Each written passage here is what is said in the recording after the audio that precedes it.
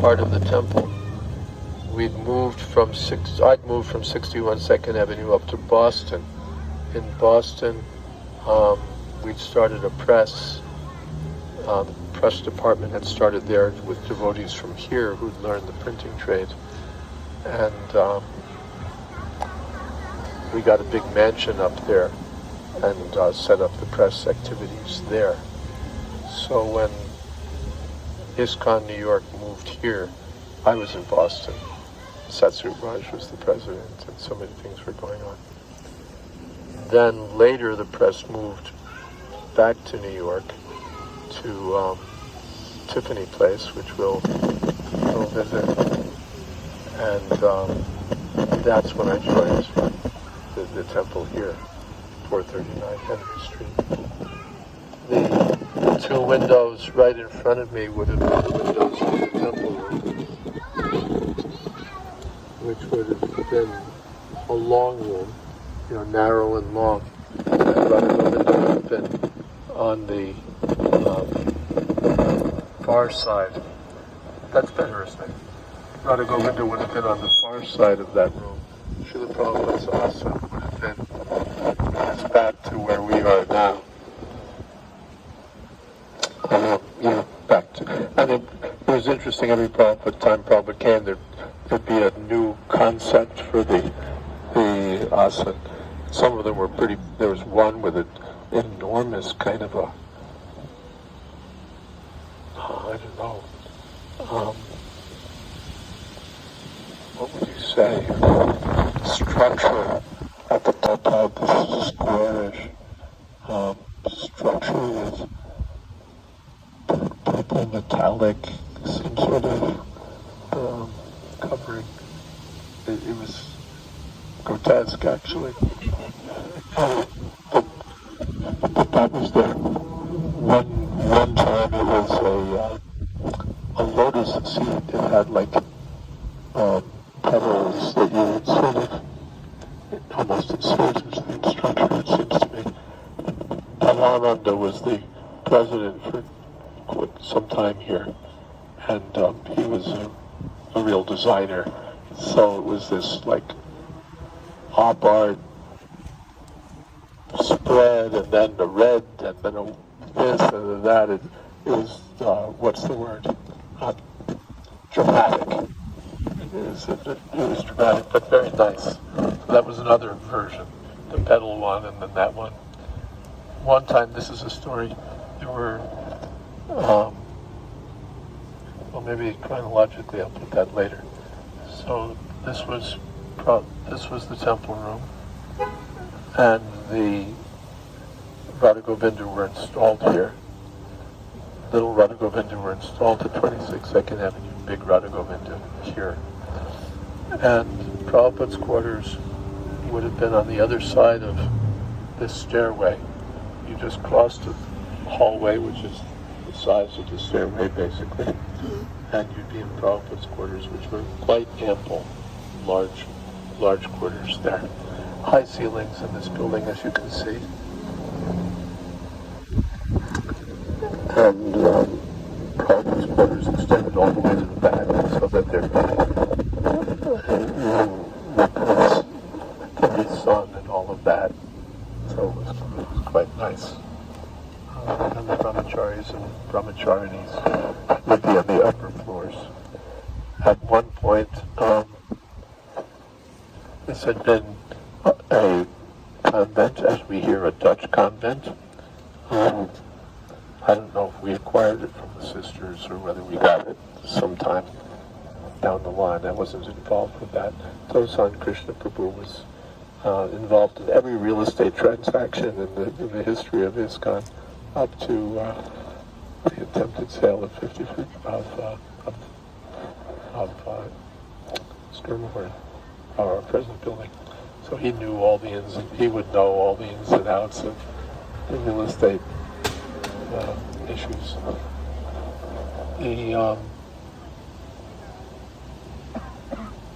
Let's see what else I can tell you about it. Yeah, so we go up, and downstairs would be the prasada room and quite a large institutional kitchen. So we would have the Sunday feasts.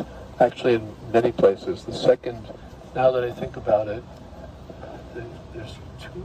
Yeah, we must have split it between the brahmacharis and brahmacharis. Now that I think about it, because the second floor wasn't residential.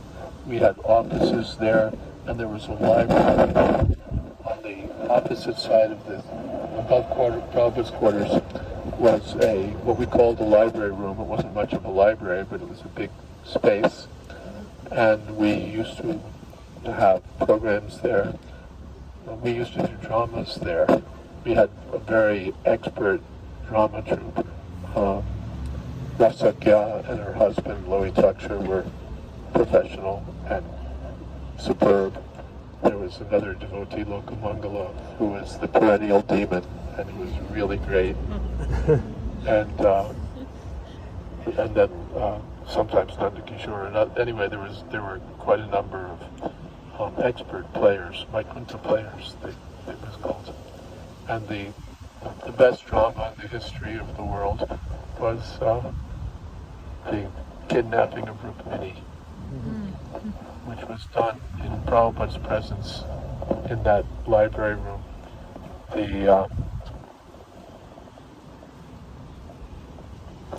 Those of you've seen probably a picture of Prabhupada sitting in a rocking chair, a white rocking chair with red cushion, and applauding, and so that's at that performance.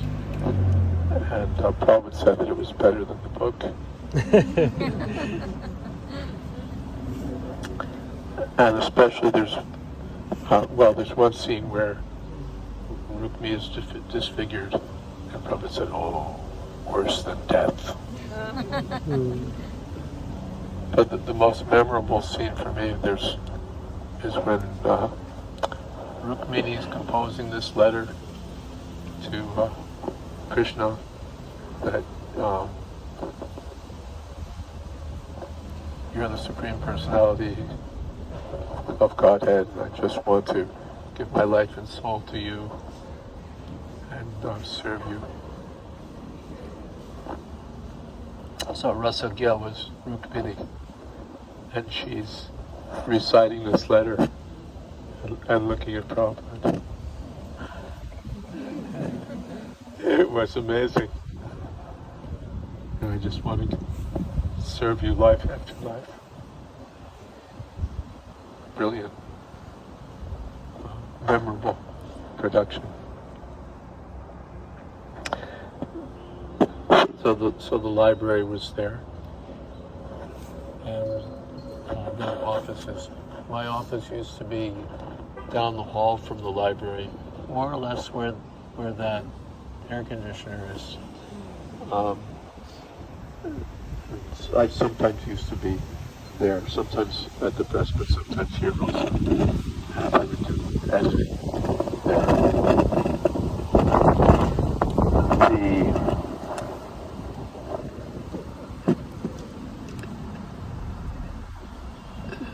I'm trying to remember the succession of presidents that we went through. Rupanuga Prabhu was president for some time. Bhavananda Prabhu, before he went to India, was president for some time. And everybody remembers when he was president, because the whole place was like a blast. He personally used to cook halva in the morning, dripping with ghee. And it would be served on wax paper on the floor. You know, those were the days when we were simple. They'd cut up pieces of wax paper and put them on the floor, and then dish out these enormous, huge spoonfuls of halava, and which was great if you were going out on Sankirtan all day, you know. But if you were going to go then and try and edit anything, it was quite contradictory, but it was really good also. Another feature that they used to have here were the famous New York luglus.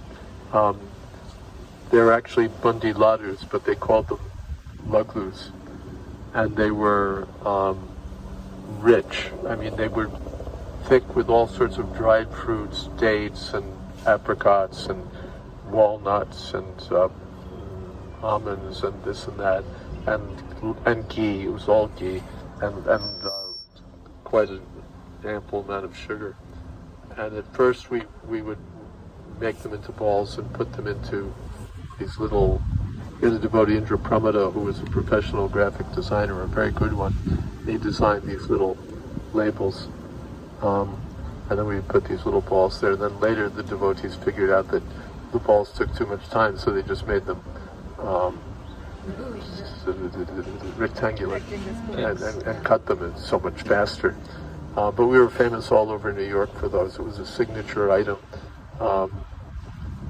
And we distributed thousands and thousands, and people would come up to us and so on. So it's waiting to be rediscovered in New York, the New York City Bug Club. Apart from that, apart from the ones for distribution, there would be the ones offered to the deities. They would offer them, they'd be like the size of a softball, just like about that big. And there'd be a few of them, and they'd go to the top book distributors. Wow. We sometimes shared them. Talk about incentive. Oh yeah, they're highly incentivized. But the whole atmosphere was just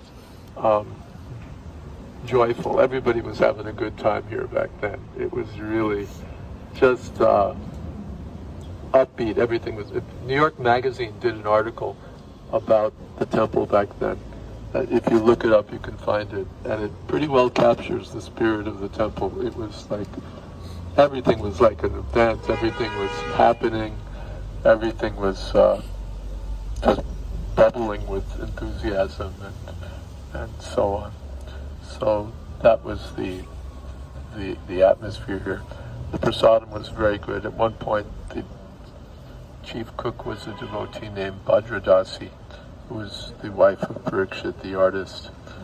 And I don't think she was even initiated when she started cooking, but she didn't need to be because she was Italian.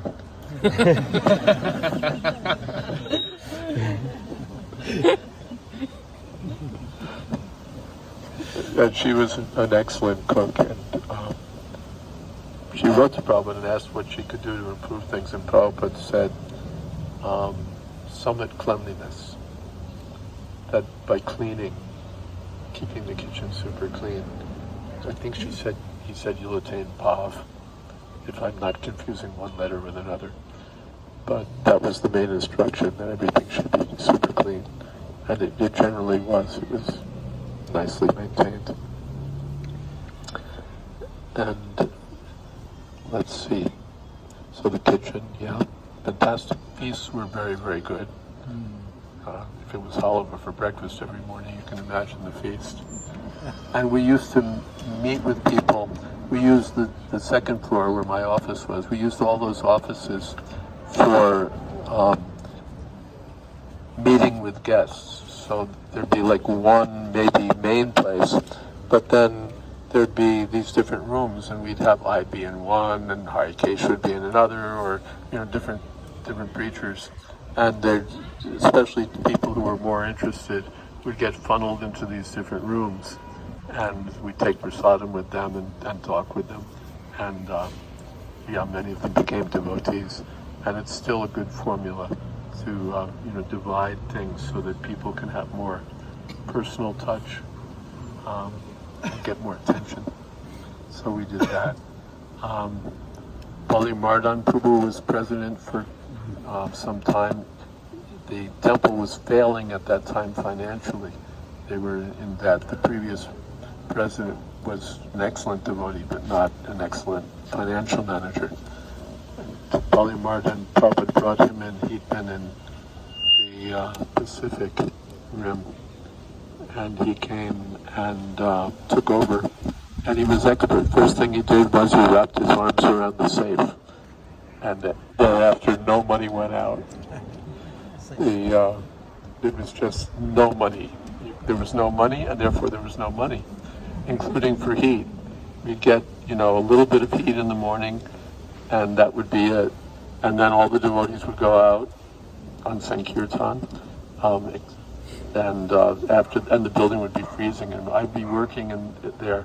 I'd cozy up to the radiator to get whatever imaginary remnant of heat there was from the morning.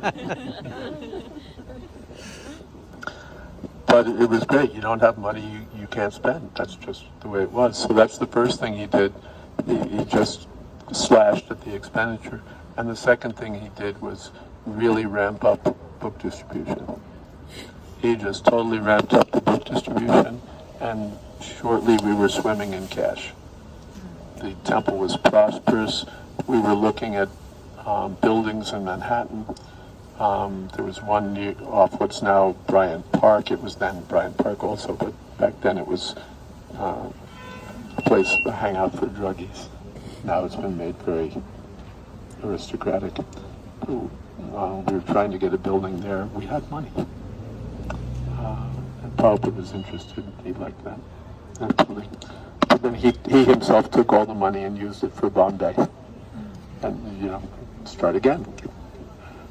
Which we did, and eventually 55th Street.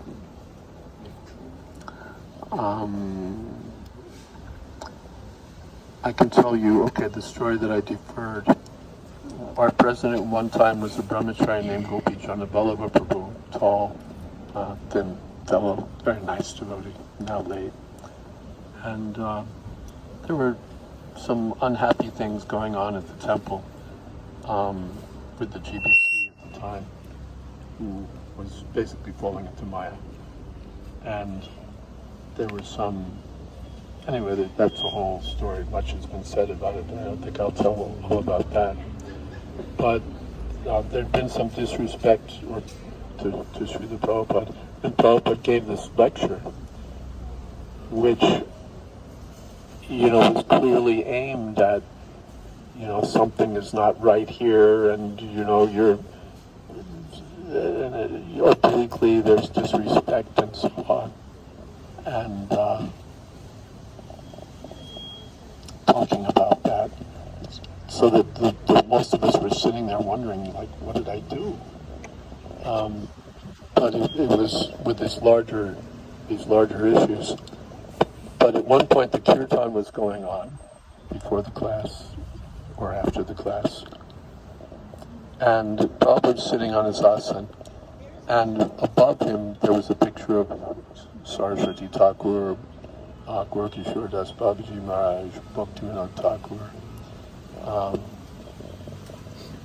And at one point, are we okay here? Are we too loud? Or okay, thank you. Mary, we were hearing about you. Nice to meet you. Famous Mary. And she is realtor. And you're the realtor. Yes. You're for real. Yes. That's exciting. Wonderful. We just came here to see if you wanted to join our cult. Mary says she would. Sounds very nice. Very good. Thank you, Mary. So, while the kirtan was going on, Prabhupada called Gopi Janabal, motioned him over, and said something to him. And Gopi's jaw just dropped. And later I asked, what did Prabhupada say? And Prabhupada had looked at the pictures, and he said, "Where's the picture of your Guru Maharaj?"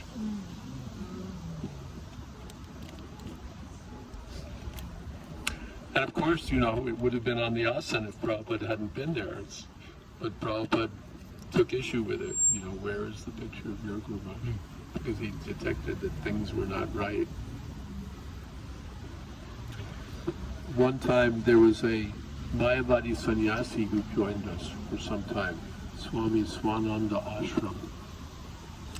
Where had he joined us? In Boston. He'd stayed with us for some time. Well, there's a letter, Prabhupada saying, very concerned that some Mayavadi sannyasi is staying with you. He was being a little nice and so on, and, kind of marginal. But somehow he was allowed to stay in the temple. And then he came here. He was out of the temple. But then when Prabhupada visited here one time, Swami Swananda Ashram came with one lady. and trying to remember the details, but he was sufficiently insulting that the devotees just ejected him.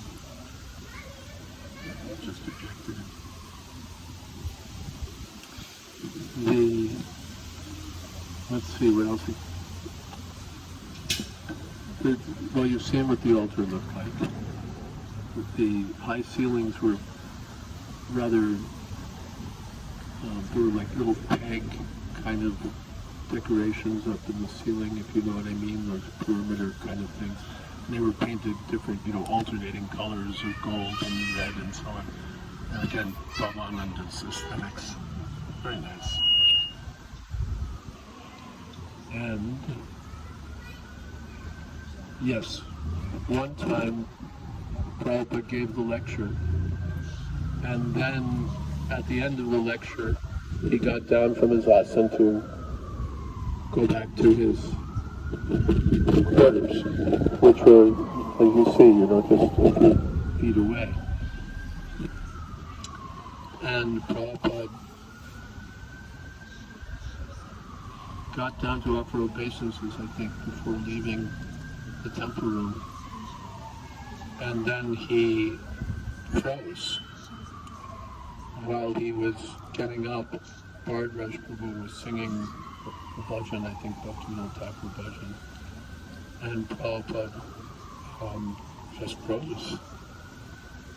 And Bharadwaj is beating on the drum and chanting, and Prabhupada's just stunned, really, and looking at Radha Govinda and not moving. And the whole temple started feeling like, whoa. Okay. It's just like going up and up and up. Everybody, there's a place in Nectar Devotion where it talks about shadow attachment. And the basic idea is that when you're in the presence of a pure devotee, even if you're not Krishna conscious, you become Krishna conscious by association. Of course, we were all practicing, but we weren't on any kind of level like that. But everybody felt the room just like lifting off the mundane platform. And Bharadwaj is playing and chanting, and Prabhupada is frozen, and he's here or there. And then it was time for the offering, and the pujari closed the curtain. And later I think the Bali Maharaj came up to me and said, "You fool!" But anyway, then Prabhupada got up and went to his.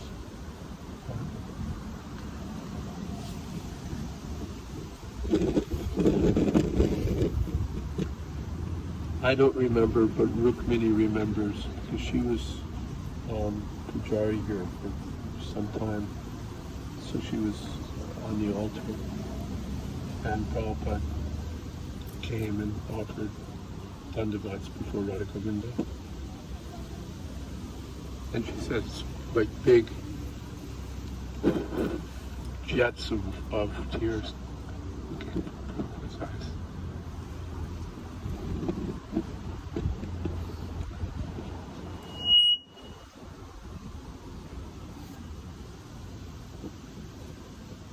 I sometimes came into Prabhupada's quarters. One time he was talking with Vishnu Jan Maharaj. Prabhupada was leaving, I think, or else Vishnu Jan and whoever else was with him, they were leaving. And I think they were both leaving. And as they were going, Prabhupada said, "Preach, preach, preach, preach, preach."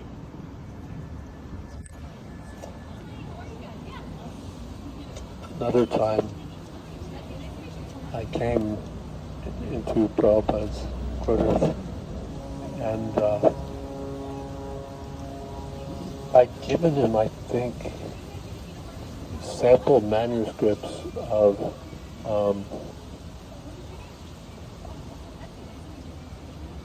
a portion from fourth canto, and Prabhupada had looked at it, and when I came in, he said, "Why Lord Manu?" I said, it shouldn't be Lord Manu. Prabhupada said, no. He said, Lord Brahma. He said, Lord Vishnu, Lord Krishna. He said, Lord Brahma. Why Lord Manu? I said, I shouldn't be present. All right. Then, of course, when I reviewed the transcription, Prabhupada had said Lord Manu. So, to this day, I can't tell you exactly the meaning of that exchange, except that I took away from it that Prabhupada wanted us to be very scrutinizing. And Prabhupada had said that the editor should be very scrutinizing. That was his word for the quality that an editor should have, scrutinizing. You look at everything and examine and question everything. At one time, maybe it was that same time, while I was with Prabhupada, they brought the 4 o'clock offering for Prabhupada, some food and sweets, and there were what we in America call lady fingers, which is different from Indian lady fingers. Lady finger in India, in America, is a kind of sponge cake. So they brought Prabhupada these little sponge cakes with cream and fruits. And Prabhupada gave me a little of the fruit, a little of the sponge cake. And then he had some cream. So I turned my hand a little bit so that, because this part's full, so there'd be an empty part. But Prabhupada said, no, he said, on the cake.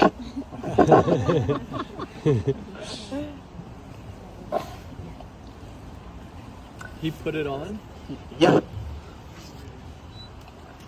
Then another time, Prabhupada was in that sunny part of his quarters, and he was taking massage. Someone had bought like a massage machine, like a little hand thing. They were trying it out. Prabhupada didn't really like it, or didn't go with it, but anyway, they tried it out. But at that time, Prabhupada was meeting with the artists also. You've seen the picture, I guess. Pushkar is there, and I'm there, looking at some pictures. I don't remember if that was the same time, but it could very well have been. And Bharadwaj came in. Also, he was one of the artists. All the famous artists were here at that time. The press was kind of the life of the temple. Bharadwaj, Parikshit, Jadurani, Santosh, Pradumna, Pradumna was sometimes here, sometimes not here. Quite the group. Sachinanda, who was a great kirtan leader.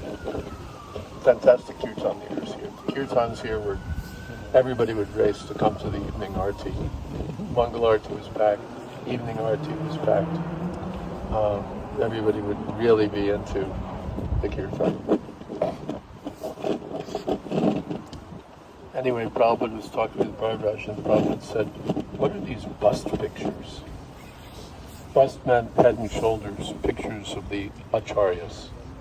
What are these bust pictures? He'd complained about them before. He said the pictures are not for decoration. He said they're for worship. And then Prabhupada extended his foot. He said, Bande Guru Sri Chodana.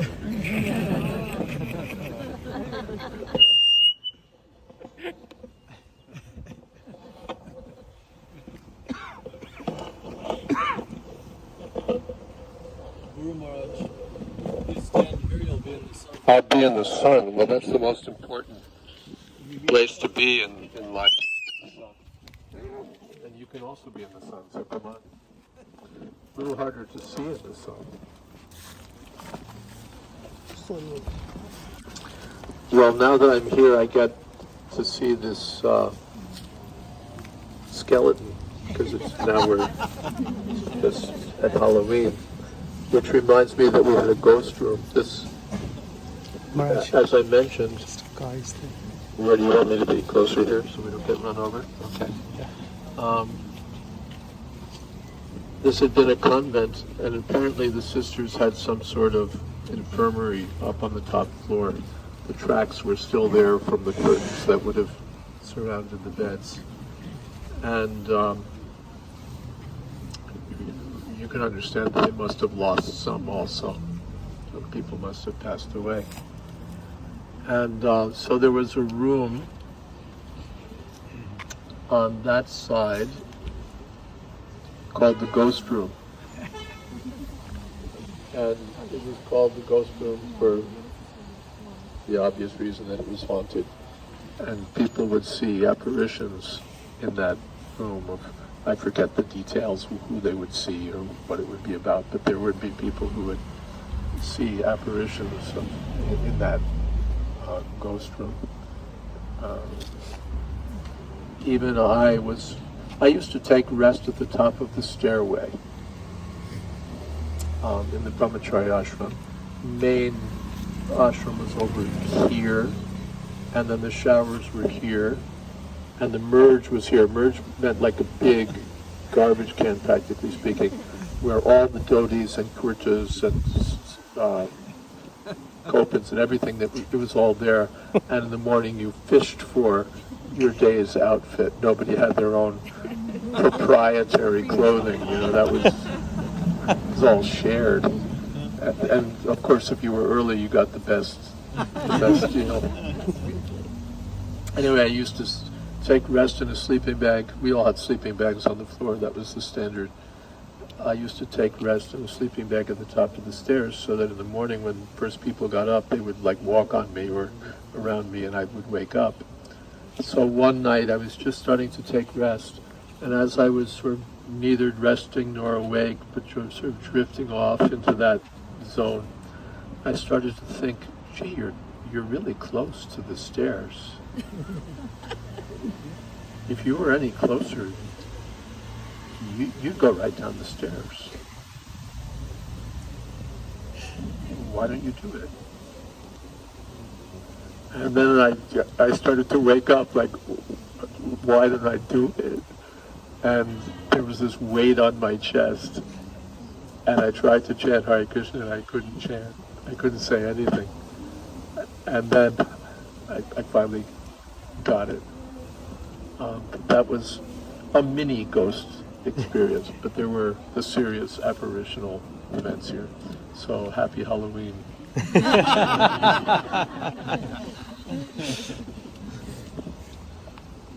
The devotees, we used to go out on, our main program was kirtan and book distribution. We would do, every day we'd be on 5th Avenue. We had kirtan starting at 42nd Street and 5th. We'd go up to Columbus Circle, 59th Street, turn around and come back, turn around and go up. In the summer we'd have lunch in Bryant Park, which back then was really underclass, not underclass, hangout for druggies. Now it's very aristocratic, they fixed it up. But up and down, in winter also, we would just go up and down Kartals and Mridanga and back to Godheads and all of that, and books. We were, and people saw us everywhere. They saw us on Oxford Street, they saw us on 5th Avenue. We were all over the world. We were very well known, just because of the Kirtan party. Maharaj, I have a question. Okay. Well, I'm thinking of it. There's a large yard in the back, a garden actually, large garden, ample, spacious garden in the back of the building, and surrounded by a wall. And there were 2 large purple magnolia trees there. And in the summer they'd give big, fragrant purple flowers. And we just lavished them on Radha Govinda garlands and petals, and when they really flowered, the deities would be just bathed and be like a sea of purple magnolias. Beautiful. And that picture of Prabhupada in a purple background with his dunda, that was taken back there also. Bhargava, the photographer, built a tent sort of that purple fabric to produce an even light. And that's what went on. That picture was taken there.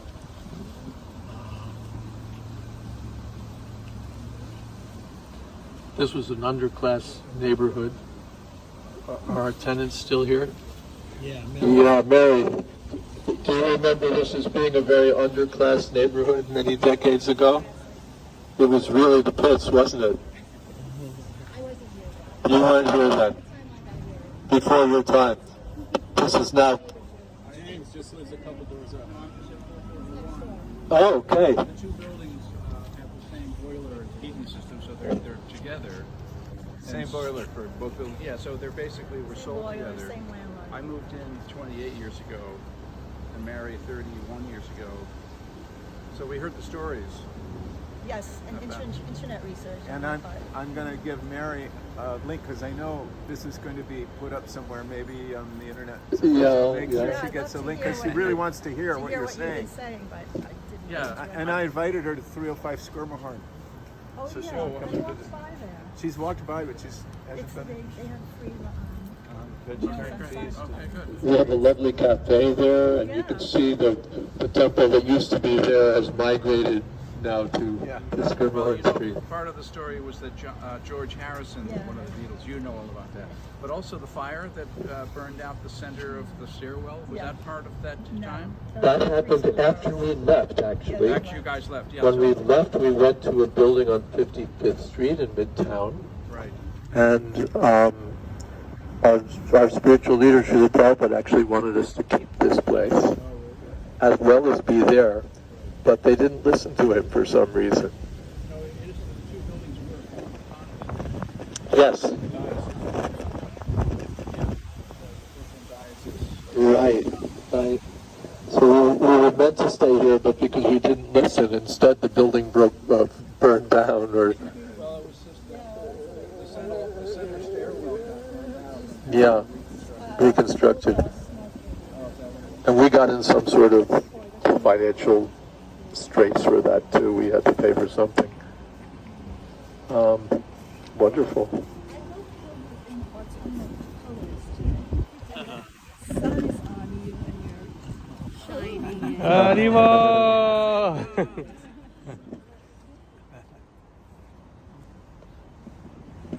And you have this lovely lavender, so it's Anasui. and anasui. Yes. This was actually, I mean, now you have the good fortune of being in a very Tony area. That's true. It's over a number of decades. But when we were here, it was very underclass. Yeah, no, sure. And the temple would get attacked, and I remember there was sometimes like all-out war, Well, it was a big Italian neighborhood before long. Italian and Puerto Rican. Also, the harbor, longshoremen and people working on freighters and so on. I remember And Atlantic Avenue had a lot of the bars. when we had a press installation, a printing press, on Tiffany Street, if you know where that is. And we were there for several years, and it was so, the nature of the neighborhood was that we used to have to keep someone there at night, doing what we call loft watch. It meant just sleeping there because intruders would come in. Sure, yeah. No, we had break-ins early on when I moved in the mid-90s. Yes, people in our entryway, we had bikes. People had bikes there. Tenants had bikes. So the people late at night would break the door and Yeah. take the bikes out. That's like 95 or 96. As late as that, yeah. So, Tell me where we stand on time, Madhupati. What are my directions? Well, we can go now to Diva sentence. Yeah, but This is 32 Tiffany Place. That's good. The site of the original site of ISKCON Press, which later became the Bhaktivedanta Book Trust.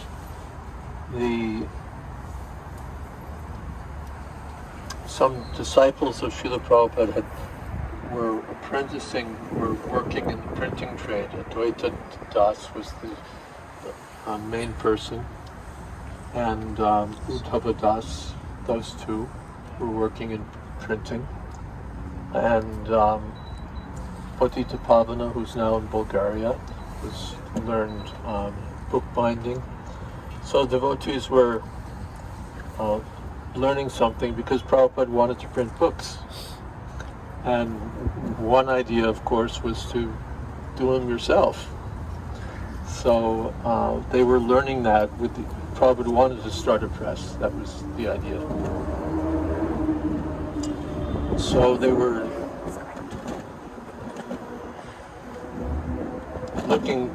learning and they were looking for opportunities. And the opportunity became available in Boston. There was the temple moved from a sort of a small natural skiffs kind of storefront to a mansion, small mansion, or ample mansion. One of those former funeral homes that seem to have.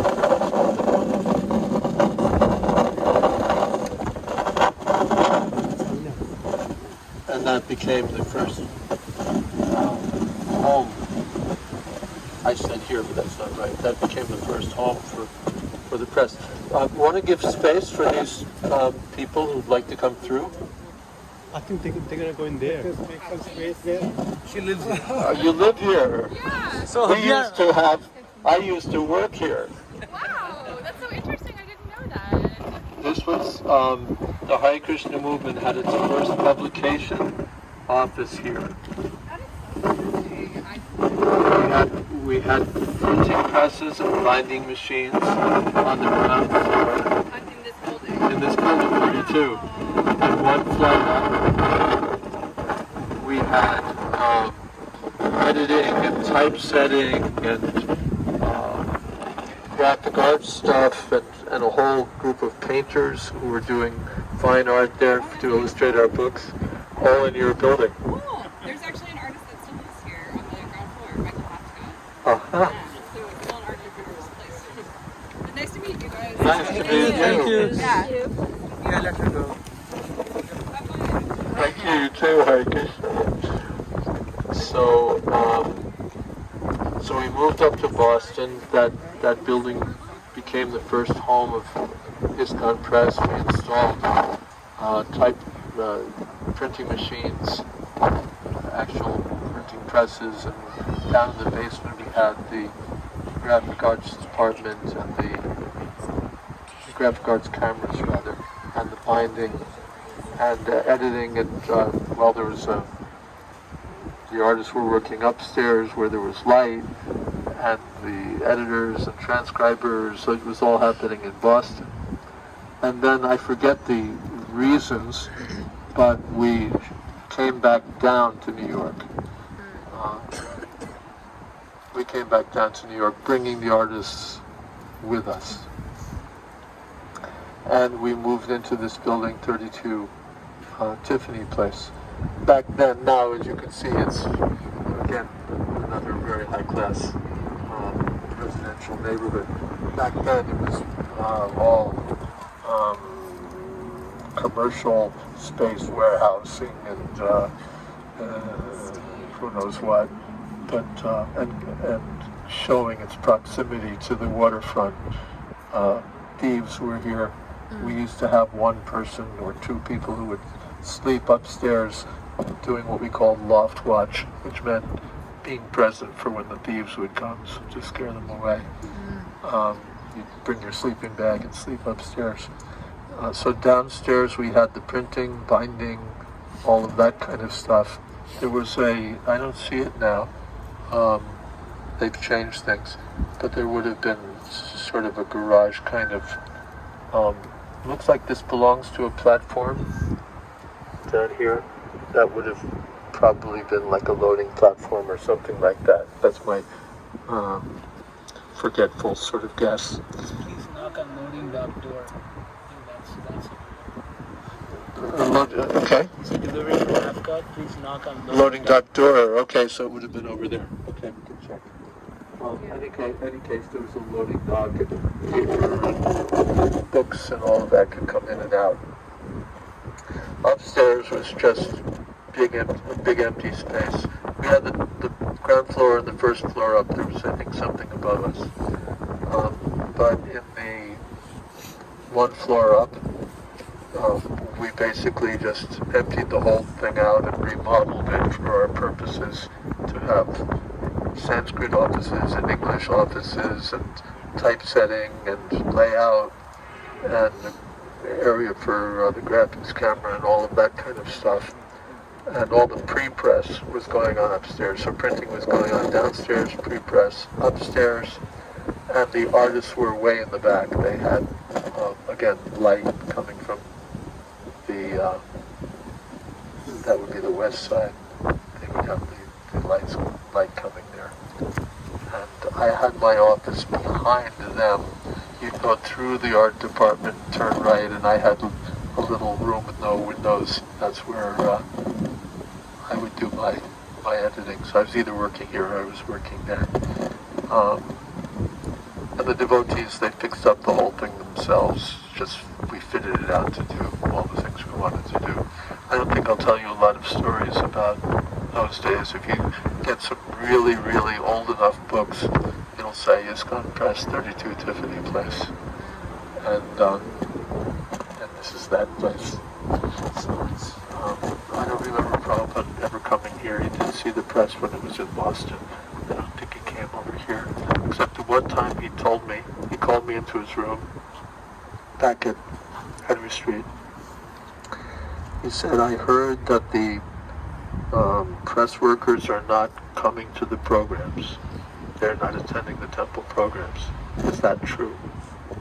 And of course I didn't want to rat on them, tattle, but yes, Prabhupada. And then Prabhupada said, go over there and tell them to close the press. If they cannot attend the temple programs, we do not need this press. You can tell them to close it. So that was the order. It didn't close just then. There was some, but it later did. And I think it also had something to do with, if people are not chanting and following and attending, then things go south in various departments, finance and what have you. But probably tell them to close the press. We do not need this press.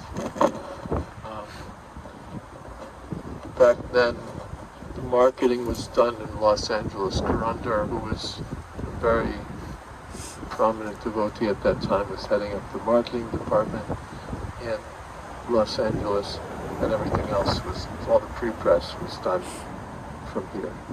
Everything from transcription to providing films, because back then, now everything, the technology has changed, but someday I'll do a video and tell about the whole production process. But we used to provide not just films, but films stripped up, which means you take the films and there's something called imposition, which means that when you take a large sheet of paper and fold it up, then the pages have to be in the right order once they're folded. So you have to know how that works and strip this page next to that page next to this page. So we used to do all of that and send the whole stripped up forms to Dynapon in Japan, because that way we would save money. The more work we did, the less work we paid for. So we did basically everything up to the point of printing here at 32 Tiffany Place. And then, of course, we did printing also. We printed small books mostly. At one point we purchased a binding machine. And so we were printing here also. But our ability to print was outstripped by the demand for the books. We had a little, couple small presses, and we couldn't keep up with the demand, nor was the quality up to scratch either. You buy a press and you have to your own people. It's not how it works. You take your work to the biggest printing company in Tokyo, and they'll do a super great job. So so the press went down, basically wasn't needed, and the pre-press, the work that we were doing here, eventually moved to Los Angeles. And that was the next part of BBT history. But until it moved to Los Angeles, for quite several years, it was here at 32 Tiffany Place. Yes.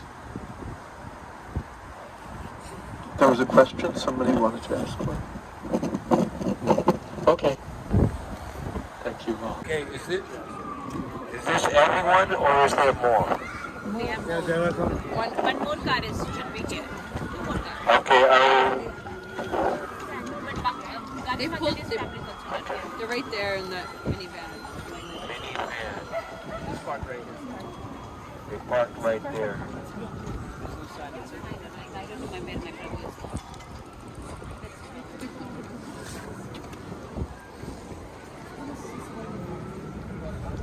Okay, for those who heard what I just said, we'll apologize because we might repeat for those who are newly fresh here. So, Prabhupada had one acquaintance in New York City, the Dr. Mishra. Who here has read Planting the Seed, Volume 2 of the Lila? Okay, who here has not?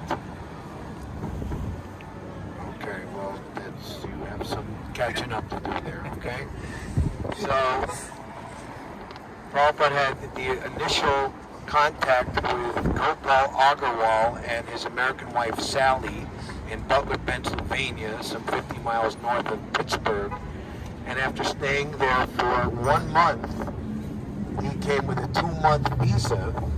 He had 1 month left, so let me try to do something in New York City.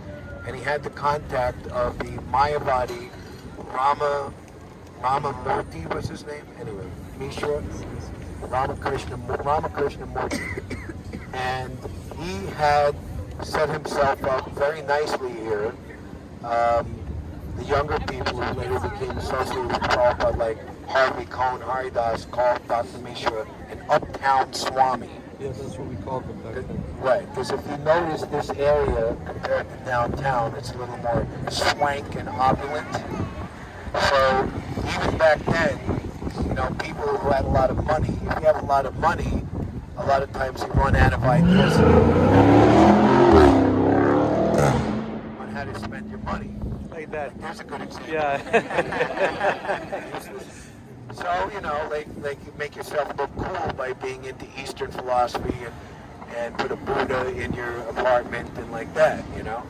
So, you know, just talking all kinds of mumbo jumbo and like feel good kind of stuff. Oh, this is my guru, you know. And you even see the clip of Allen Ginsberg, you know, that they set themselves up, you know, in you know, fancy apartments with French drawing rooms and fancy all kinds of things, you know. Uptown Swamis. But there was Swami Bhaktivedanta down there in the lower depths where it was really needed, you know. What kindness and mercy and good intelligence. So anyway... Well, wait a second. The real story is... What?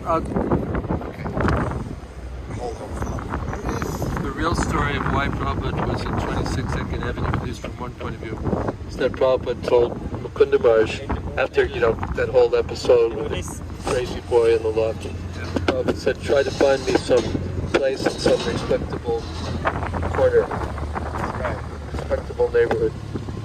Find me some respectable place. 26 Second Avenue. That's the real story why Prabhupada was in that. Or one take on it, one Krishna's desire. But that was the respectable place that Prabhupada At 26 Second Avenue at the time was on the northern border of what was called the Bowery area. So the way Sasruman writes in the Lilamrita, not as terrible as the Bowery, but not at all quaint. So, okay. So, Dr. Mishra, we're going to experience the walk.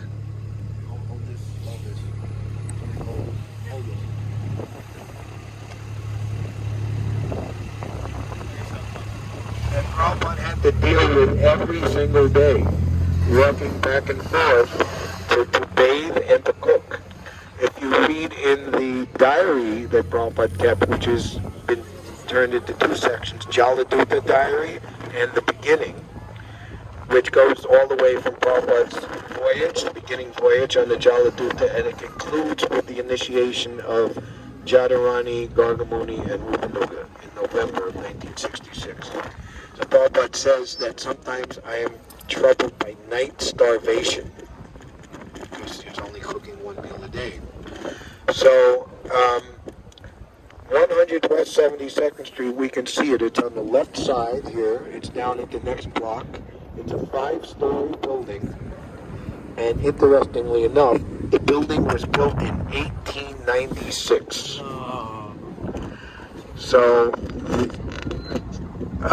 Prabhupada, now we're going to walk all the way to Riverside Drive, and if you look at the end of the road here, you can actually see the Hudson River. And for those who are not superstitious, you can even see New Jersey. Superstitious. You can see New Jersey.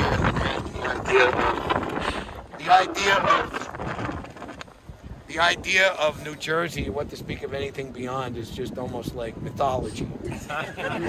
How could such a place exist?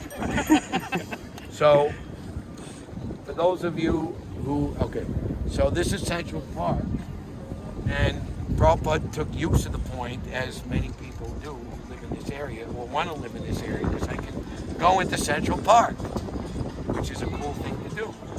So, Prabhupada would walk here. This is 1965. Now this famous building is called the Dakota. It was built in the 1880s, and it's called the Dakota because it was like a joke that this was the only building in this area. This was all like rural back then. And they said anybody living here, they're living in the Dakotas. That's like South Dakota, North Dakota, like way out there in the Badlands. So the name stuck, and many, many famous, movie stars, rich, famous people have lived in this building over all this time. John Lennon took up residence here 10 years after in 1975. He lived the last 5 years of his life. Right here is the entranceway. Norman. John Lennon was assassinated here by a gunman on the night of December 8, 1980. Interestingly enough, the Hare Krishna temple was at 340 West 55th Street, some 17 blocks south, and the devotee, Sarotama, was in the waiting room of the hospital. His wife had, Bakula, just given birth to one of their daughters. John Lennon was brought in, and there was a brief moment of opportunity, like half a minute, where he was alone with John Lennon before the doctors and everybody came, and he recognized John Lennon and chanted on his japa beads, chanting Hare Krishna for John Lennon. So it's interesting that he did service for Prabhupada. He let Prabhupada stay with all the devotees in his Tittenhurst big mansion property while they were getting very placed together. And, for whatever service that he did, Prabhupada arranged that the devotee would be. But interestingly enough, Prabhupada is walking right past him. What we just saw inside, they made a memorial for John Lennon. Imagine, he was cremated, and Yoko Ono, his wife, scattered the ashes in that spot where Prabhupada 15 years earlier was walking. So, interestingly enough. So now I would like to proceed the one block to the red light there, and we'll have a good view of 100 West 72nd Street. So, this is Columbus Avenue. This is 100 West 72nd Street, this white building. Once again, it was built in 1896. This white one here. And you see where it says, when the scaffolding begins, that's the entrance to the building. So Prabhupada would emerge from there. If he was going to walk to Central Park, he would walk this one block. And this is, of the 3 avenue blocks, this is the longest, from Columbus to Amsterdam. Okay, where the next red light is. This is the main business district of UWS, which is the abbreviation for the Upper West Side. And we're going to pass midway down the block, 143 West 72nd Street, which, who has read the chapter it will not be possible to assist you. In the Lila Amrita Volume 2. What was Prabhupada trying to do? He was trying to buy the building. How much did the building cost? 100 million. $100,000 with $20,000 down.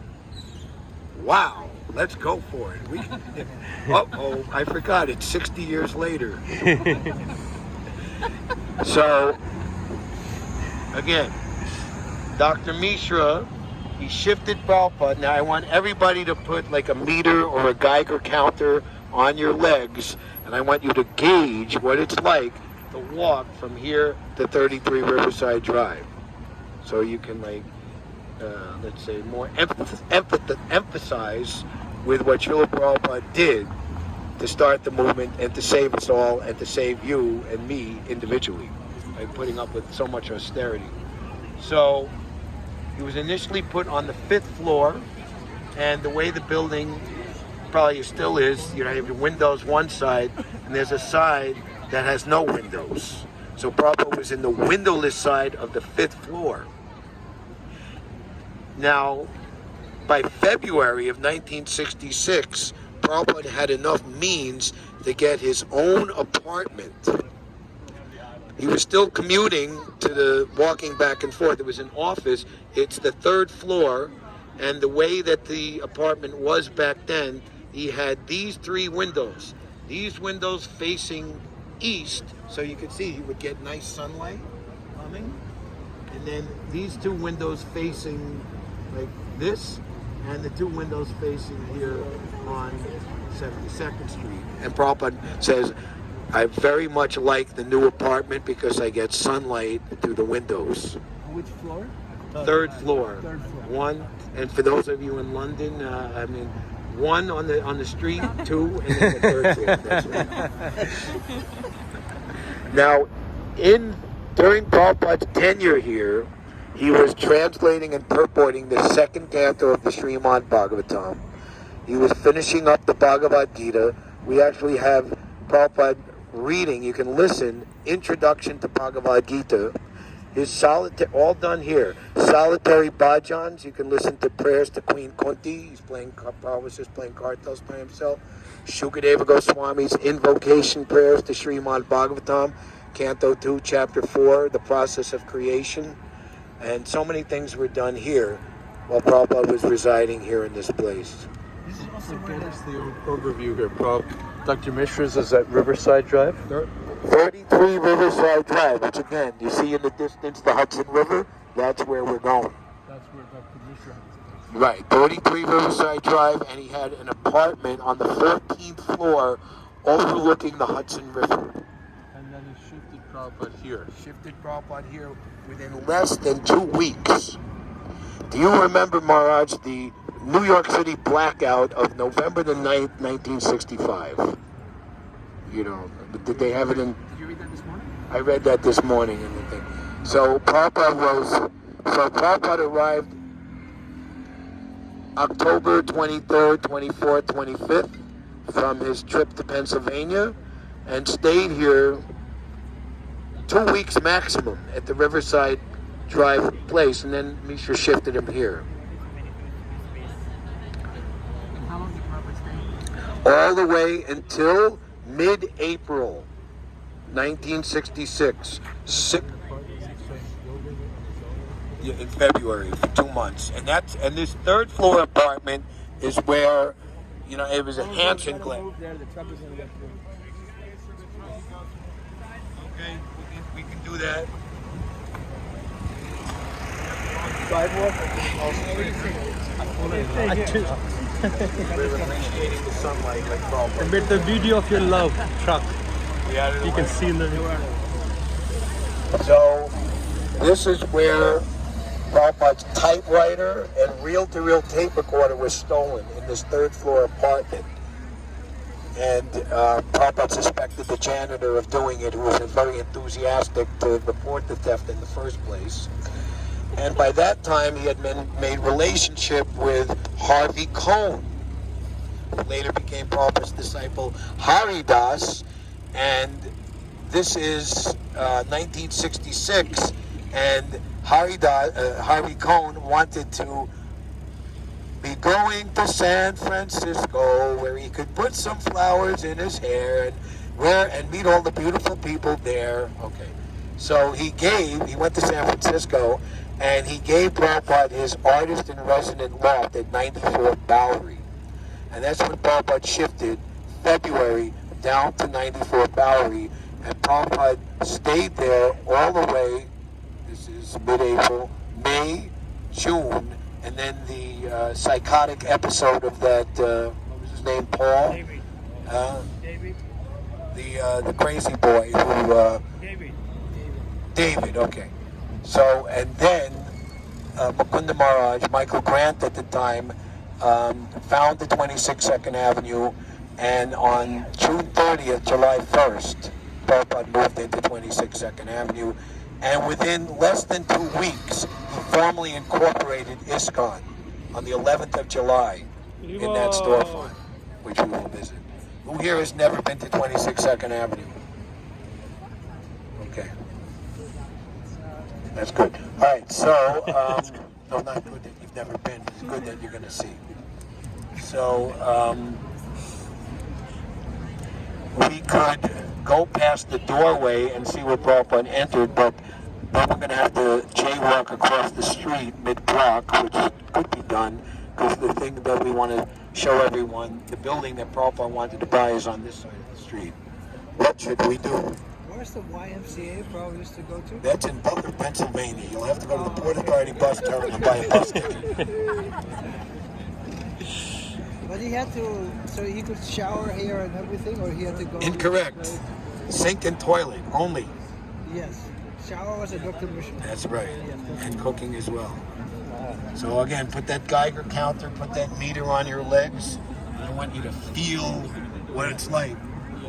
This is a big avenue block, and then from this one to West End Avenue, a little bit shorter, and then West End Avenue, the third to Riverside Drive, that's 3 avenue blocks, and it's at 75th Street, 3 blocks more north. Okay? All right, so I think we want jaywalk. Okay, so we're gonna go right now. We're gonna go briefly see the entrance to what the building, 172nd Street, where Prabhupada came in and out, and the same decor and kind of woodwork is there, and you can meditate. This is the threshold that Prabhupada entered the building. Hare Krishna.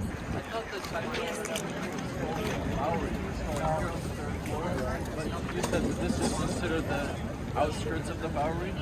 I don't know. No. Ooh, yeah, my head's all smashed.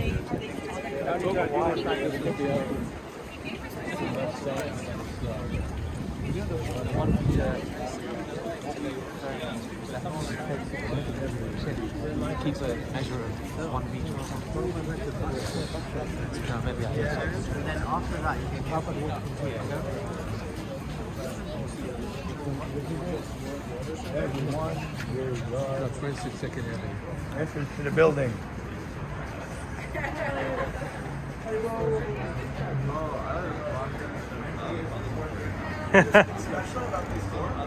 Yeah.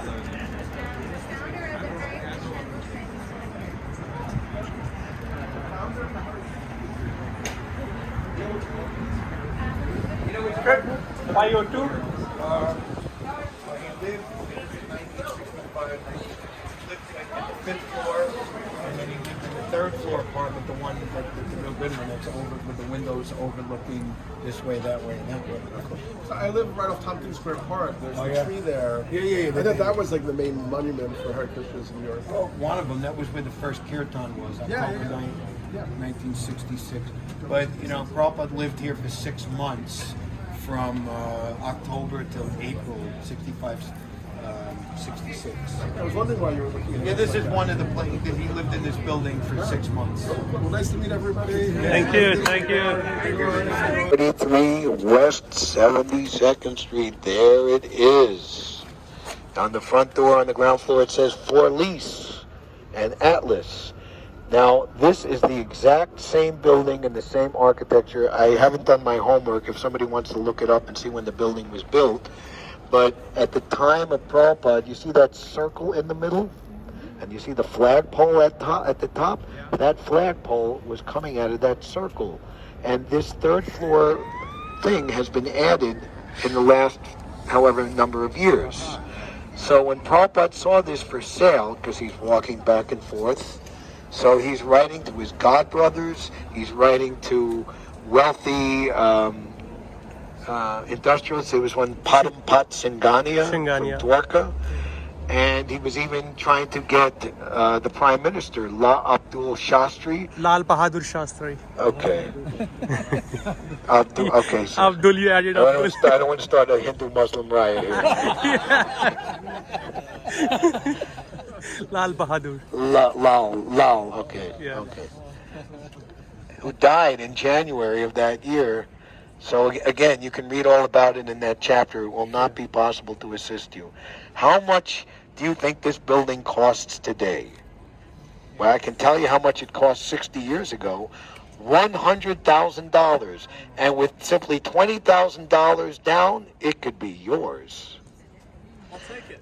So Prabhupada wanted the basement to be a restaurant and the prasadam distribution. The ground floor would, the ground floor would be the meeting hall, kirtan, and everyone come to hear Krishna Katha. And then the second floor would be for the deities and for however many residential rooms he would stipulate. So, in my humble opinion, I think this could be on ISKCON's to-do list or wish list. This would be a very fine place to have a temple. Again, this is the heart of the Upper West Side. I mean, look at all your neighbors. You got tip-top shoes. We're really sad that Zen Medical Nutrition went out of business. They were good neighbors. They kind of put a good vibe on the place, And the next block is the subway. So what is it? The 123 train. What is it worth today? I'm asking you to find that out. Somebody who's a Google search Wizomatic, they can ask. Because the agent name is there, we can call him out and see. One of the floors is for lease, and it's been for the last 2 years that I've been walking back and forth. That sign has been there. So. Okay, so now we can actually cross the street, kind of do a little jaywalking here.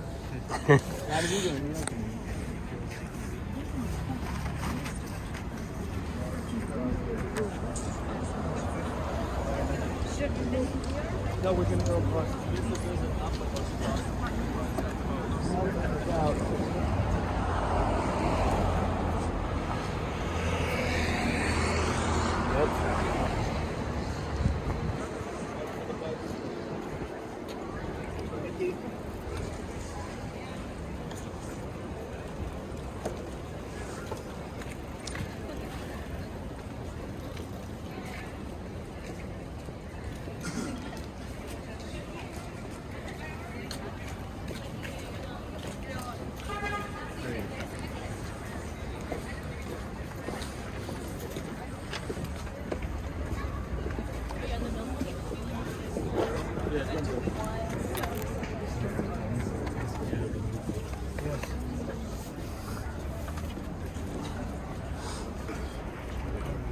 We're going to do some serious walking. We're going to walk over here and cross Columbus Avenue, and there is Broadway. And we are going to make a right on Broadway, which goes diagonally northwest, which Prabhupada would have done because it makes the walk shorter than just going straight in a right angle on Columbus Avenue. And we will then make a left at 75th Street.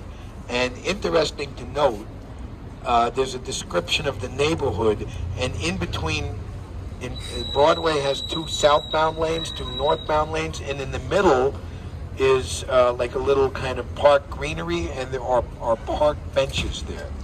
And the Lila describes how Prabhupada met a Mr. Rubin, a retired subway conductor, Turkish Jew, And during this period of the fall of 1965 into the winter of 1966, he said, there are temples filled up with devotees, but time is separating us from them. You met that man here at the park? Here. And I will point out what arguably could have been that spot. The 75th Street we will cross, and along the way we will pass the Beacon Theater, which is one of the premier kind of indoor venues, small kind of place, 2,500, 3,000. And right at 73rd Street is this incredible Gilded Age building, incredible architecture called the Ansonia, which you will see. And then when we get to West End Avenue, we're going to go down the hill and we will come to the entrance to 33 Riverside Drive. Now, interesting to note, the Lincoln Center, which is the place of the New York Philharmonic, the Metropolitan Opera House, Juilliard School of Dance. So this whole neighborhood, even back then as well, was filled with all types of musicians and dancers and people involved with the highest kind of music and dance culture in New York City. And in that 33 Riverside Drive building, their pride and joy, they have like a plaque on the outside right before the entrance. George and Ira Gershwin lived here from 1927 to 1933 and composed some of their most famous musical works. Two famous American composers. All right. So that's all be said. So now, put your Geiger counter back on, and we're going to walk. On this spot, it is a good chance this is where Prabhupada met Mr. Rubin, the retired subway conductor, and told him that he has temples filled up with devotees and Republic, and simply time is separating us from them. This is West 75th Street, and now we are going to walk up the hill here, and at the top of the hill, then we're going to walk down the hill, West End Avenue, and then 33 Riverside Drive. Okay. So, is everybody good with, we're going to get there, and then we're going to walk, this is West End Avenue, we're going to walk 3 blocks to 72nd Street, 72nd Street 1 block, and then there's the West End Superette. We're seeing the grocery store, which is in between a supermarket and a corner store. It's not too big, it's not too small, it's in the middle. We probably went shopping for vegetables and spices, things that he needed for his cooking here at 33 Riverside Drive. At that point, that's the conclusion of the tour, I'm putting out there we can walk all the way back to where the cars are, or could the drivers of the cars go forward and get the cars and bring them to where we are, West End and Avenue. Maybe Maharaj, that would be good for you instead of having to walk back and forth. I'm not in management anymore. No, we'll be We're asking your opinion. we'll be done by that time. At that My time, opinion is whatever the managers declare. Are you okay walking back and forth? Madhupati is a graduate of the GBC college. He can decide. No, but then the drivers, to go do that, they're going to be... No. Right, but we'll then... go to 33 Riverside first. Okay. Marja, would you be all right in walking the same distance back? No. Just walk this way. Not- He wants you to decide. We don't want to walk back, but we'll go to... I think... No. So what we'll do, we'll Or go to maybe 33 Riverside. We'll go to 33 Riverside. Tell you what, why don't we take up this question at the West End Superette? We can revisit this issue. It sounded like Madhupati saying, we'll all go there, and then the drivers will go back. Yeah. So that the drivers don't miss seeing 33 Riverside. Okay. Now, if you look on the sidewalk, arguably, I don't know, I think I saw it earlier, there's like people, the dog passes the stool and then it's not picked up properly. Back in those days, there were no strict rules, if any, that you have to pick up after your dog. And Prabhupada noted that the smell of dog stool was everywhere. Now, also, Prabhupada is walking through the snowiest winter, one of the snowiest winters on record. Now, the rule is, okay, here's a property, and they have to make sure that from that line where the cement stands, all the way to over here, where there's after, and then if, it's not all done in unison, somebody shovels it, Somebody doesn't, hours pass by, or they shovel it early and then it snows again, and it's just like a whole patchwork kind of, So what happens if you're coming in and there's like 18 inches or 2 feet of snow, then you have to go out to go around it, and because the snow plow has shoved all the snow on top of the cars, how are you going to get out there? You're practically, So just keep in mind the austerity, the hardship of Prabhupada having to walk back and forth like this. And notice this is uphill, and then we're going to go downhill. And when we get to Riverside Park, I'll say it again, but Prabhupada liked walking in Riverside Park. One reason was because it was flat. There's no uphill and downhill. And there was another route that Prabhupada would walk to the West End Super and back. Actually, we should walk back because Prabhupada had to walk here and then he had to walk back, right, the round trip. So keep your Geiger counter on, don't turn it off, right? And it was an alternative route that Prabhupada, he could have come this way and then go there and then kind of go around. So you're seeing all the possibilities have been revealed. Okay, now we're going to... walking in very simple shoes, too. Those shoes can be seen in the book.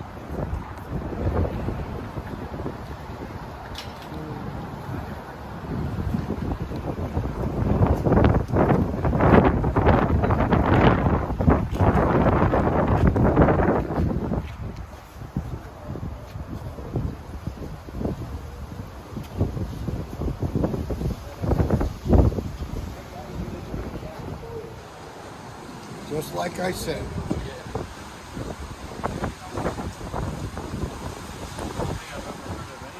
And those shows their face. That's what let them eat cake, not till tomorrow. They was as famous then as say like the Beatles and the Rolling Stones are now. They were the top of the tier. Prabhupada also lived here, right? Yes. This is the end of Prabhupada's walk. Come here. Dorman. Which begs the question, why couldn't the Mishra arrange for a taxi to pick Prabhupada up here? Good idea. All right, so now we're going to go on the other side here. This is Riverside Park, all these green trees. Now we're going to gaze up at the 14th floor. So this is where Mishra is.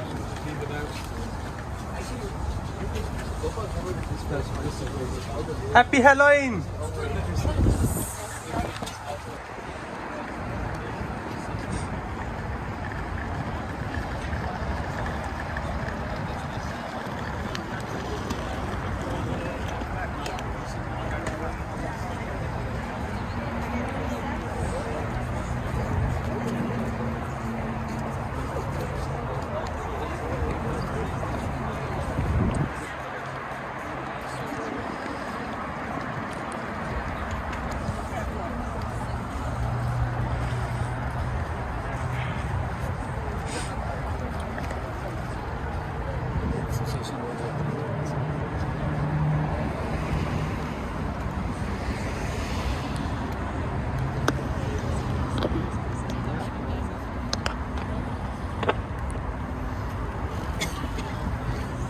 Hari Bol, everyone come closer.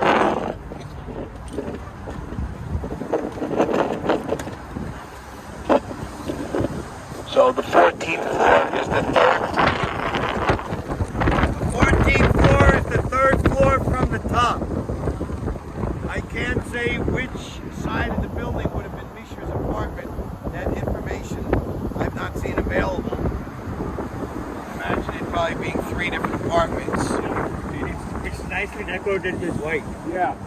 Bordered on both on top. Border. In between 2 whites.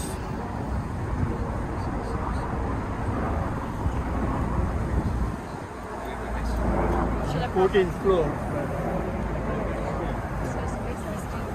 For 2 weeks. Prabhupada stayed for less than 2 weeks, but then he came back and forth every day all the way until April of the following year to cook and to bathe. So just so when we walked all this way, and now we're going to walk back. This is what Prabhupada had to do every day through the winter.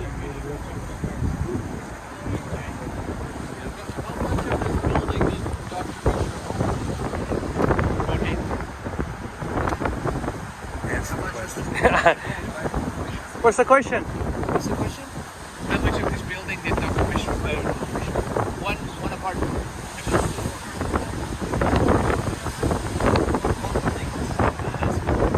Okay, so this is Riverside Park here.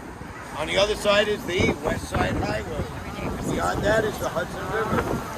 And beyond that is New Jersey. It's very, very windy here, as you can see. And it's described that sometimes the wind gust would be so heavy it could actually not only take your breath away, but maybe even knock you off your balance. So this is a big austerity to be all the way over here and then have to walk all this distance. And to carry a shopping bag with groceries. Right. So this area is 3 blocks back to 72nd Street. We're going to walk in the park. Prabhupada walked this very same stretch. We're following in the footsteps of Prabhupada, walking this way. And we're going to come to the 72nd Street where inexplicably, at least to me, is a statue of Eleanor Roosevelt. Why she's standing there, I don't know. And at that time, we will make a left on 72nd Street, walk 1 block, and there at the corner on West End Avenue is most appropriately named the West End Superette, where Prabhupada went shopping. And the same name, the same store, same location is there. I talked to the owner, and he said he's been there since 1996. All right. And from there, we can walk back, or we can get cars. We'll get cars there. You can make.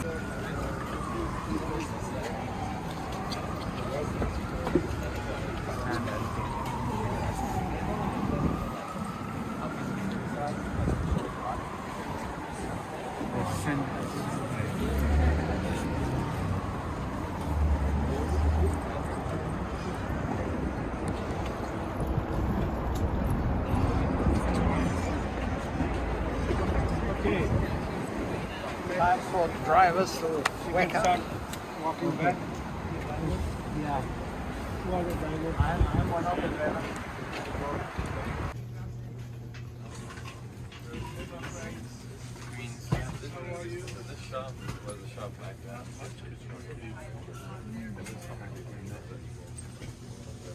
And your Indian spices and Indian stuff. That wouldn't have been available.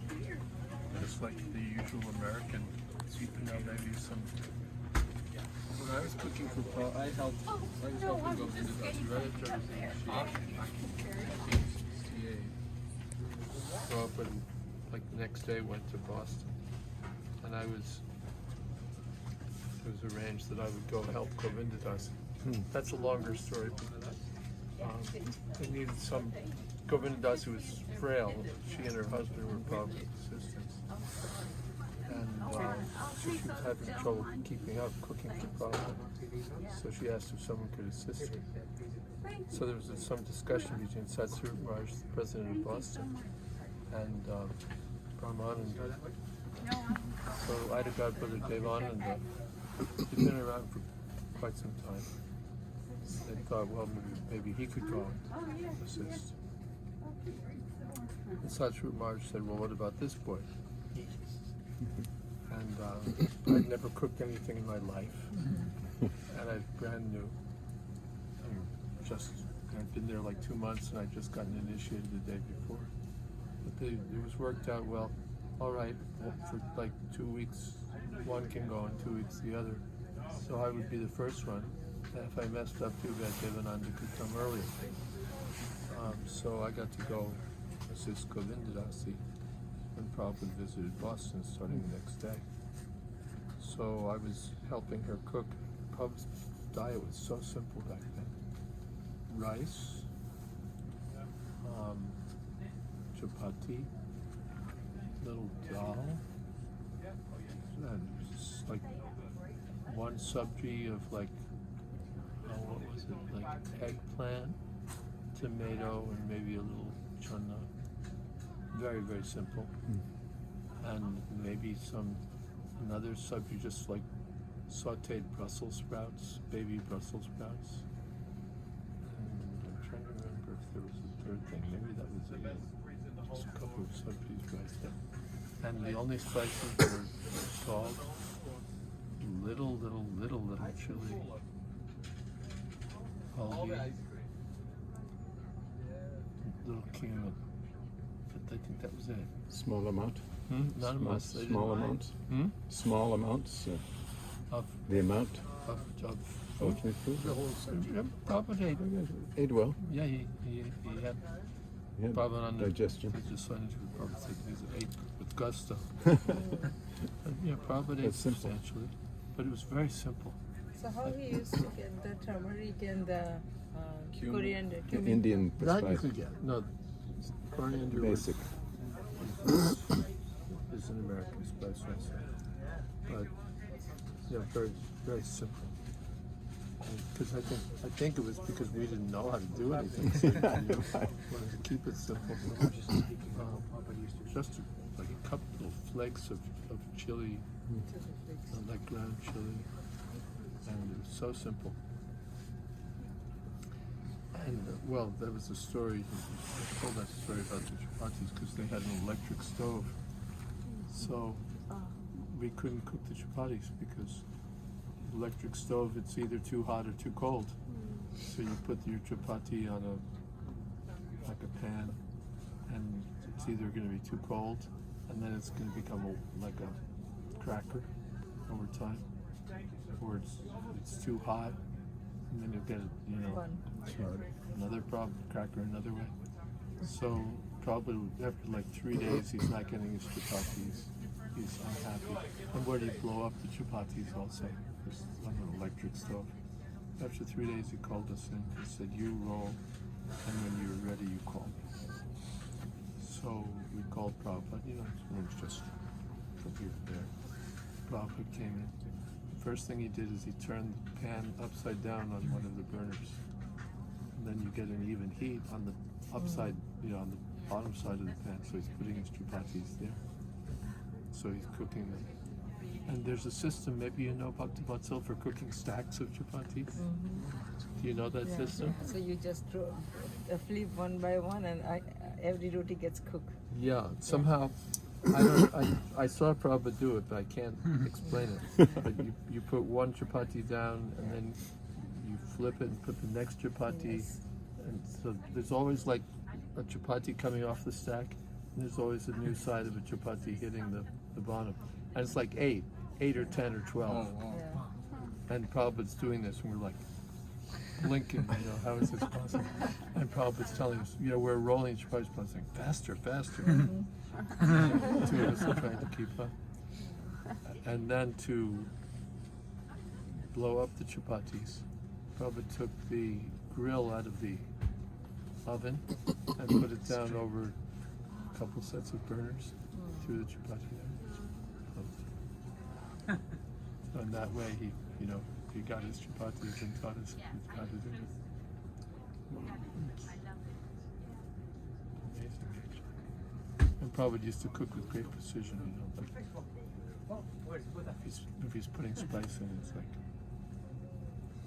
as if it were just maximum economy of movement and everything. Exactly. As if it were destined.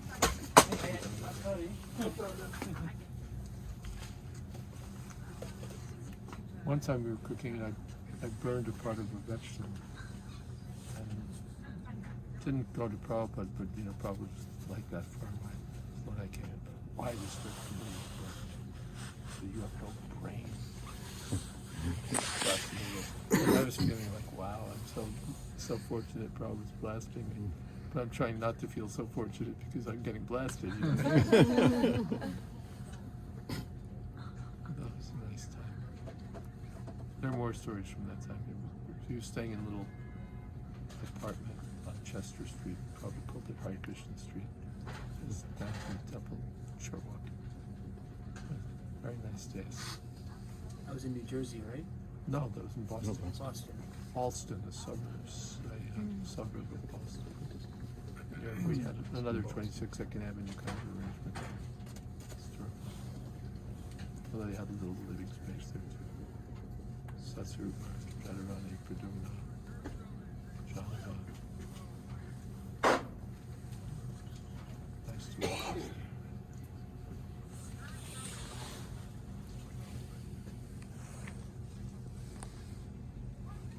You know, we stay up the night before painting and doing and all that. And when Prabhupada arrived, we all fell asleep in his apartment.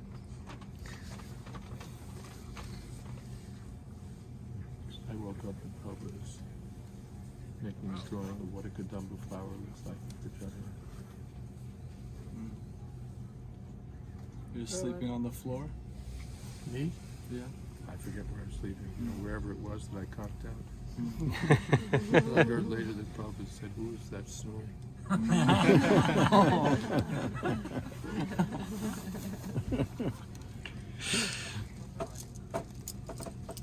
Prabhupada was used to draw good things. He was drawing the good. He was. You can make drawings. Yeah. Yeah, simple. To show Jayadvaita what it was. What does a Kadamba flower look like?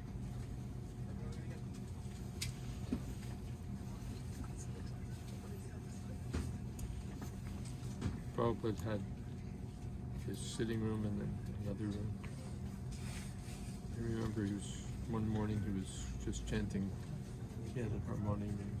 He had a harmonium or just cartels. And he was chanting. And Govindasi, Prabhupada called her Govindasi. Govindasi and I were like next to the door, straining to hear. I was there like that. Jayadvaita. I came. Yes, Prabhupada. You were hearing? Yes, Prabhupada. That's a very good point.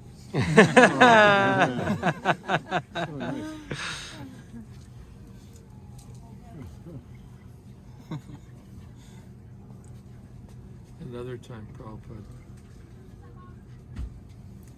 he would doze sometimes while he was sitting at his desk. So Govindasi had the idea to bring in a mattress so if Prabhupada dozed he could lie down. Prabhupada told her not to do it.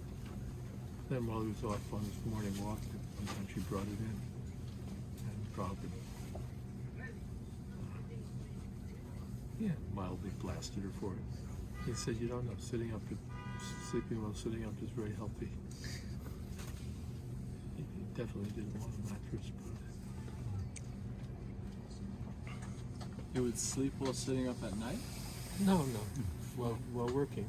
I see. During the day, sitting, sometimes doze. So while dozing, he's sitting. So Govindasi wanted to bring that mattress. I did some healthy napping on the car ride here. Yes, we know. Oh. Who was that snow? Evam Parampara.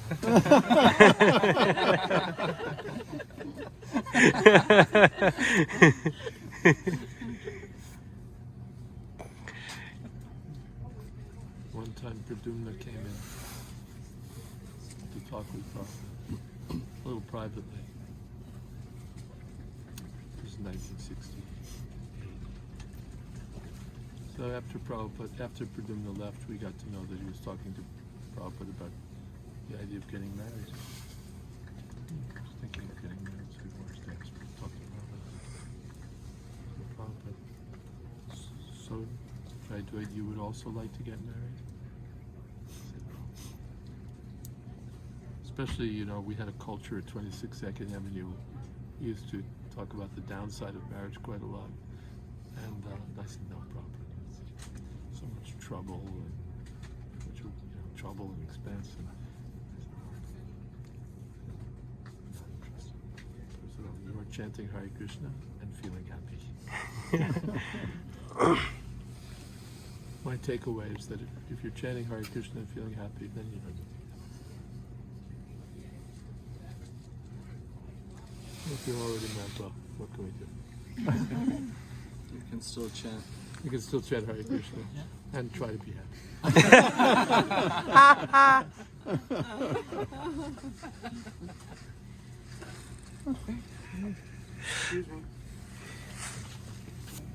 Basic change. That's their big birthday. 40 years. 40 years ago.